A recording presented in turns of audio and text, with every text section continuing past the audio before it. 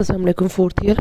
आज हम अपना टॉपिक शुरू करने लगे हैं बुनाई की एग्ज़ाम। आपने इसको प्रैक्टिकली तो परफॉर्म कुछ बच्चों ने कर लिया है, लेकिन आज हम इसको प्रैक्टिकली पढ़ेंगे और इसका क्वेश्चन भी आ जाता है। तो सबसे पहले तो हम बात करेंगे बुनाई। हमने पढ़ा था पहले फाइबर या रेशा और रेशे की पहचान।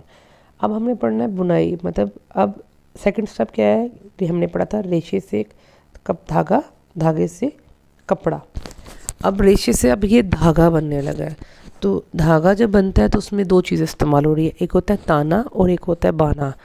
ऊपर से जो धागा आ रहा है उसको कह रहे हैं ताना, ठीक है, और जो लंबाई के रुख में जो आता है और जो चौड़ाई के रुख में आता है उसको कहते हैं हम बाना, ठीक है। मतलब आप अपनी अगर दुपट्टे को या किसी कपड़े को देखें तो आपके धागों में जैसे एक ऊपर से धागा आ रहा है और एक आपका चौड़ाई के रुख में आ रहा है। ऊपर से धागे को कहते हैं ताना और नीचे को कहते हैं बाना। तो इसमें अगर एग्जांपल दी जाती है तो ये जैसे चटाइयाँ बनती हैं चमकदार कागज़ से जिसे बच्चे बनाते हैं, तो ये उसी तरह का एक मेथड है जिसमें हम चटाइयों पे या हम एक ऊपर नीचे करके जो हम एक दो रुखों में बनाते हैं। यही मेथड कपड़ों में इस्तेमाल हुआ। और जब पहले ज़माने में ये कैसे होता था कि एक सिरे को दर्ख्त के साथ बांध दिया जाता था और दूसरे सिरे को परो लिया जाता था। मतलब लंबाई के रुख में दर्ख्त के साथ ताना बांध लिया जाता था और चौड़ाई के रुख में उसको परो लिया जाता था। हम अगर इसी मेथड से हमारी पक्खियाँ बनती हैं, हमारी चटाइयाँ बनती हैं। अगर हम एग्ज़ाम्पल लें, फिर जैसे जैसे वक्त गुजरता गया तो ये मेथड खड्डी पे आ गया, ठीक है। और खड्डी के नाम से तो खड्डी या खाड़ी के नाम से खड्डी कहा जाता है, जो हम अक्सर खाड़ी पे कहते हैं। खड्डी के नाम से ये कपड़ा अभी भी मौजूद है क्योंकि उसमें थोड़ा सा चौड़ा थ्रेड इस्तेमाल किया जाता है। लेकिन खड्डी भी यही चीज़ है, ताना और बाना। ऐसा ऐसा जैसे जैसे तरक्की या इजादात होते गए तो ये चीज़ें पावर लूम पे आ गई। पावर लूम पे मशीनों के ज़रिए आ गई और मशीनों में ये कमांड दिया जाता था, एक थ्रेड ताने के रुख में लगाया जाता था और एक बाने में, और मशीनों के कमांड पे ये खुद ब खुद ये काम चलता था। और अब अगर इसकी प्रोसेस की हम बात करें तो सबसे पहले हम अगर कपास की बात करें तो ये प्रोसेस कैसे चलता है। हम रेशे को कपास की फसल से लाते हैं और उस फसल को हम लोग जो है एक जगह इकट्ठा करके हम उस घंटियों की शक्ल में या हम जो पूरे बंडल आते हैं उसको हम खोल लेते हैं। उसको जब खोल के मिक्स किया जाता है तो उसको एक ऐसी मशीन में डाला जाता है जिसको हम कहते हैं कार्डिंग मशीन। उस कार्डिंग मशीन पे वो एक रज़ाई की रुई की मानंद वो एक फ्लैट वो एक रज़ाई बन जाती है। जैसे हम रज़ाइयों में रुई भरते हैं ना, तो वो एक सीधी एक तय है, एक चादर सी है, चादर फॉर्म में वो बन जाता है। अगली मशीन होती है कंगे वाली। कंगे मशीन में उसकी बारीक तारें बन जाती हैं।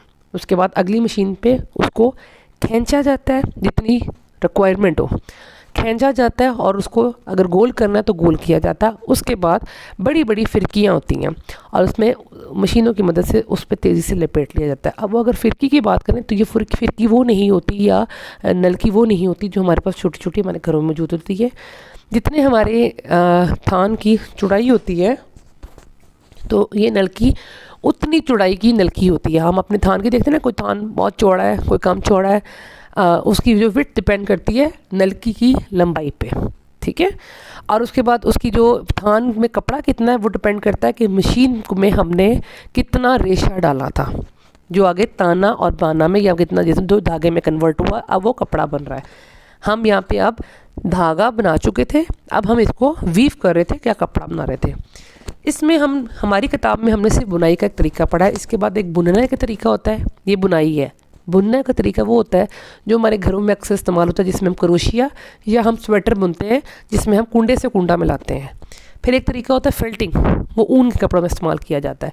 ऊन को बिछा कर उस पर गर्म पानी डाल के उसको कूटा जाता है और कूट कर उसको एक कपड़े की शक्ल दी जाती है। ये बहुत गर्म कपड़ा होता है और इसमें खिंचाव नहीं होता। ये था इंट्रोडक्शन बुनाई का। अब आगे चलते हैं। सबसे पहले है ये हमारी जो बनी हुई है ये है सादा बुनाई, ठीक है।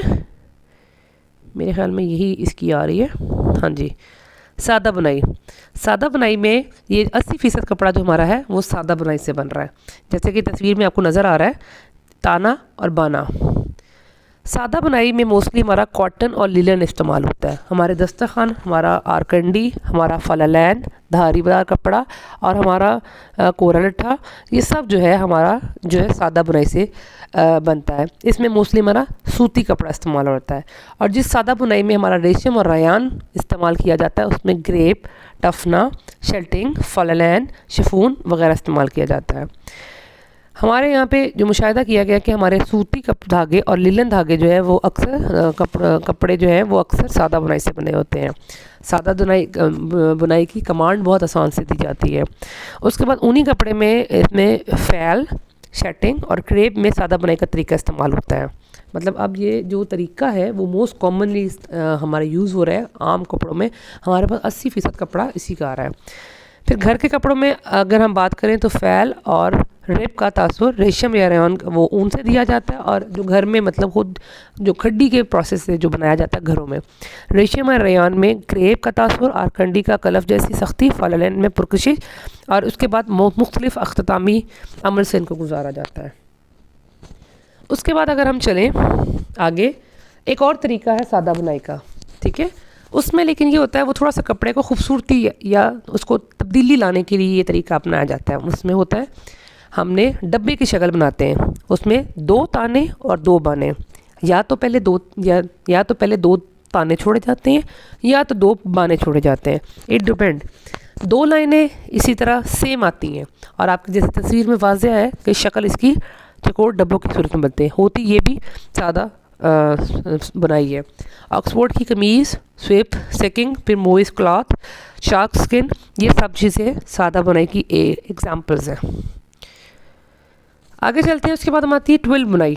हमारा 12% कपड़ा ट्विल बुनाई में बनता है। हमारे पास मोस्ट कॉमन डेनिम, हमारी जो पेंटें आती हैं या खाकी कपड़ा, वो इसी बुनाई का बना होता है। उसके बाद इसमें क्या होता है, इसमें हमारे जो है 3 से 4, ठीक है, या 2 से 3 धार ताने की होती हैं। उसके बाद 1 बाने की होती है। अगर ऑपोजिट करना चाहें तो वो भी ठीक है। उसमें हमारी 2 से 3 तार बाने की हैं और फिर 1 ताने की है। तस्वीर में नज़र आ रहा है। अगर ताने की तार ज़्यादा है तो वाइट ज़्यादा है। आप देखें ना, इसमें 2 तरीके हैं, लेकिन इसमें पैटर्न देखा जा रहा है कि आपकी लाइनें तिरछी हो, ठीक है। आपका पैटर्न पर ध्यान होता है, डब्बों पर ध्यान नहीं होता कि कितने डब्बे डाले हैं। आपका अगर हो सकता है किसी लाइन में आपकी 3 डब्बे छूटे, हो सकता है किसी लाइन पे आप 2 डब्बे छोड़ो, लेकिन यहाँ पे पैटर्न आपका तिरछी धारों का आना है। यहाँ पे इसमें डिफरेंट कपड़े बताए हैं, ट्राइकोटीन, गार्बेडीन, ये मुख्तलिफ कपड़े, इसमें जीन्स, टिकिंग, लिलन, खाकी, डैनम, फिर गार्बेडाइन, टवलिंग, ये सब चीज़ें जो हैं ये 12 वीव की हैं। आगे चलते हैं। साटन वीव जो है वो सिर्फ हमवार और चमकदार शक्ल फराहम करने के लिए की जाती है। पहले एक साटन नाम का कपड़ा आता था। साटन कपड़े का नुकसान ये होता है कि उसमें बुनाई इतनी कम होती है कि उसमें से अगर एक धागा खिंच जाए तो पूरी वो लाइन, एक धार एक आपको नज़र आती है।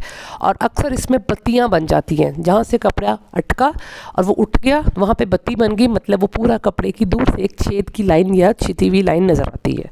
तो साटन कपड़े का बहुत नुकसान था। अब मार्केट में सिर्फ ये खूबसूरती पैदा करने के लिए या बज़ाहिरिया सिर्फ चमक पैदा करने के लिए ये एक्स्ट्रा एक वीव किया जाता है। मतलब अगर कपड़ा आपका सादा बुनाई का है तो थोड़ा सा एक्स्ट्रा बीच में कहीं कहीं साटन बुनाई की जाती है ताकि कपड़े में एक चमक डाली जाए। अक्सर आपने देखा होगा कि 2 कलर के कपड़े नजर आते हैं, ये एक चमक डाला जाता है, ये एक एक्स्ट्रा बीच में एक हल्की फुल्की चमक आती है, वो बेसिकली साटन की होती है। साटन बुनाई के ज़रिए अब मुख्तलिफ डिज़ाइनिंग होती है। साटन बुनाई का कोई पैटर्न नहीं होता, मतलब उसमें आपने कोई हिसाब नहीं रखना होता कि तिरछी धारें हैं या एक के बाद एक छोड़ना है। आपका सिर्फ कहीं कहीं बीच में सिर्फ उसकी ग्रेप आती है। हमारा रेयान क्रेप, बैक साटन, उसके बाद हमारा मुख्तलिफ जो क्वालिटी को तब्दील करने के लिए या शक्ल देने के लिए इसको इस्तेमाल किया जाता है। एक और तरीका साटन बुनाई में किया जाता है कि एक्स्ट्रा बुनाई में ये एक्स्ट्रा एक और वीव किया जाता है और इसमें जब उसके जो वीव जहाँ पे आ रहा है, जहाँ पे वो बुनाई जो हो रही है, जो एक बीच में खाना आ रहा है, उसमें लूप बना दी जाती है या नॉट लगाई जाती है, जिसकी वजह से कपड़े में ऊपर से उभार आता है। अमूमन हमारे तौलियों में ये चीज़ होती है कि तौलिया कहीं कहीं के तौलिए बीच में से उठे हुए होते हैं, मतलब बीच में से ऐसे जैसे सोखी बनाने के लिए, ताकि हमारे जज़ब कर सके। तो उन्होंने जहाँ पे बुनाई आती है तो उधर वहाँ पे एक नॉट लगा देते हैं। उसके बाद देखें ना, इनको धागों में कट या बोर्ड की शक्ल देने के लिए ये हम प्लश का या टेर का हम ये मेथड करते हैं, और इसमें प्लश और टेर वाला कपड़ा आता है, और टॉवल्स में मोस्टली ये यूज़ होता है।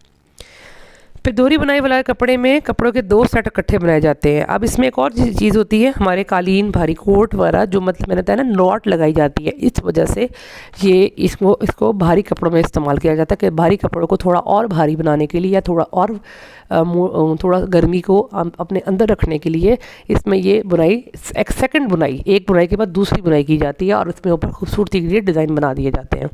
अब आजकल हमारा मार्केट में जैकार्ड कपड़ा बड़ा मशहूर है। अब ये हमारे पावर लूम में इस डिज़ाइन इसको डाला जाता है। इसमें डोबी कपड़ा और जैकार्ड, और मतलब डोबी और कैम जैसे टेक्निक आ रही है।